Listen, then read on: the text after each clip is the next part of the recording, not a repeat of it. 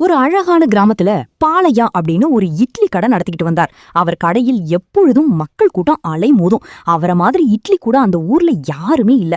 அவருடைய இட்லினா மக்கள் ரொம்ப விரும்பி சாப்பிட்டாங்க. அவர் காசு இல்லைன்னா கூட விட்டுருவாரு. அந்த அளவுக்கு பெரிய மனிதர். இப்படி நல்லா போய்கிட்டு இருக்கும் பொழுது, ஐயா பாலையா ஐயா, உங்கள் இட்லி செம சூப்பராக இருக்கு ஐயா. சாப்பிட்டுக்கிட்டே இருக்கலாம் போல இருக்கு. டேஸ்ட்டு சும்மா வேற லெவலில் இருக்கு. இந்த இட்லியை சாப்பிடும்போது எனக்கு என்ன தோணுதுன்னா, நாக்கில் இட்லி அதே மாதிரி தான் இருக்கு ஐயா. சூப்பர் டேஸ்ட்டில் இருக்கு ஐயா. எல்லாரும் சொல்லுவாங்க உங்கள் இட்லியை சாப்பிட்டுட்டு, நாக்கில் இட்லி அருமையா. தம்பி, நம்ம இட்லி எப்போவுமே சூப்பராக தான் இருக்கும். நல்லா சாப்பிடுங்க, எவ்வளோ வேணுமோ சாப்பிடுங்க. ஐயா, நான் பல இடங்களுக்கு நாடோடியாக சென்றிருக்கிறேன். ஆனால் எங்கும் இப்படி ஒரு இட்டலியை நான் சாப்பிட்டதில்லை. உங்கள் இட்டலி மிகவும் அருமை ஐயா. மீசைக்கார ஐயா அவர்களே, உங்கள் இட்டலி வாயில் இட்டதும் சுமார் கரைகிறது. ஐயா, தங்களது இட்டலி ரகசியத்தை எனக்கு சொன்னீர்கள் என்றால் மிகவும் உதவியாக இருக்கும்.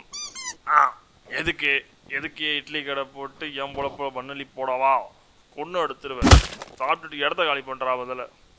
அப்போ அங்க புதுசா ஒருத்தன் பாலையா கடைக்கு வந்தான். அந்த ஊருக்கு புதுசா இருந்தா அவனை எல்லாரும் வித்தியாசமா பார்த்தாங்க.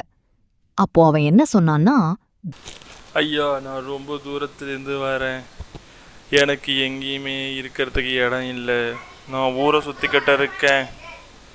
எனக்கு ஒரு இடமும் கொடுத்து ஒரு வேலையும் கொடுத்திக்க நல்லா இருக்கும் ஐயா.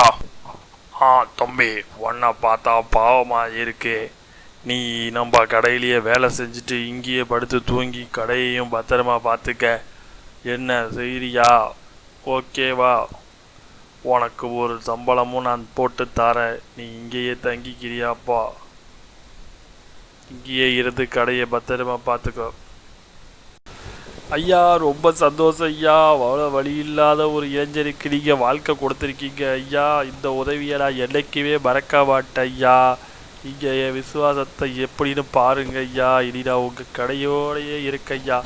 ரொம்ப ரொம்ப நல்லது ஐயா. ஐயா ஐயா, ரொம்ப சந்தோஷம் ஐயா அப்படின்னு பாலையா சொல்லி அவனுக்கு வேலையும் கொடுத்து அவனை அங்கவும் தங்க வைத்திருந்தார். ஒரு நாள் பாளையம் முக்கியமான வேலை இருந்ததுனால கடையில இருந்தவன்ட்ட என்ன சொன்னார்னா, தம்பி, நான் ஒரு முக்கியமான வேலையா டவுனுக்கு போகிறேன். வர்றதுக்கு காலையில் தான் ஆகும். இப்போயே பொழுது சாயிற மாதிரி இருக்கு. நீ என்ன பண்ணுறலா? நல்ல பிள்ளையா கடையை எடுத்து வச்சுட்டு இங்கேயே இருந்து கடையை பத்திரமா பார்த்துக்கிற. நான் காலையில் வந்து நம்ம கடையை ஓப்பன் பண்ணிக்கலாம். என்ன சரியா? வரட்டுமா? ஐயா, நீங்கள் போயிட்டு வாங்க ஐயா. நீங்கள் பத்திரமா போயிட்டு வாங்க ஐயா. நான் பார்த்துக்கிறேயா இந்த கடையை. இந்த கடை இனிமேல் உங்களது இல்லையா, ரொம்ப ஏன் கடையா. அந்த அளவுக்கு நான் சூப்பராக பார்த்துக்கிறேன் ஐயா. நீங்கள் போயிட்டு வாங்க ஐயா அப்படின்னு சொல்லிட்டு பாலையா அந்த இடத்துல இருந்து கிளம்பினார். அவனும் கடைய பத்திரமா எடுத்து வச்சிட்டு இருந்தோம். அடுத்த நாளுக்கு காலையில பாலையா கடைக்கு வந்தாரு. சீக்கிரமாவே கிளம்பி வந்தோம். மக்களும் அதே மாதிரி பாலையா கடைக்கு வந்தாங்க.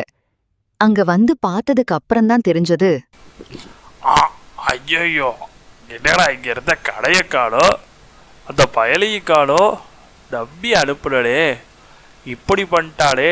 நைட்டோட நைட்டா கடையே தூக்கிட்டு போயிட்டா. அண்ணே வாழையானே, என்னட கடையை காலி பண்ணிட்டீங்களா? நீங்களும் இங்கே நிற்கிறீங்க, நம்ம ஜனங்கள்லாம் சாப்பிடாம நிற்கிறாங்க. ஏண்டா, ஒருத்த கடையை தூக்கிட்டு போயிட்டான். நான் வேதனையில் இருக்கேன். இப்போ உனக்கு சாப்பாடு ரொம்ப முக்கியமா? முதல்ல போனவனை கண்டுபிடிக்கடா.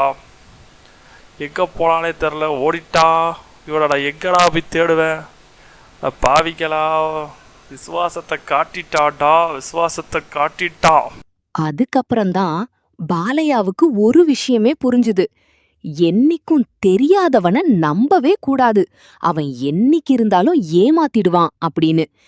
அதிலிருந்து அந்த ஊர்ல எல்லாரும் புதுசா வருவாங்களையே யாரையும் நம்புவதே இல்ல. எப்போதும் ஜாக்கிரதையா இருந்தாங்க.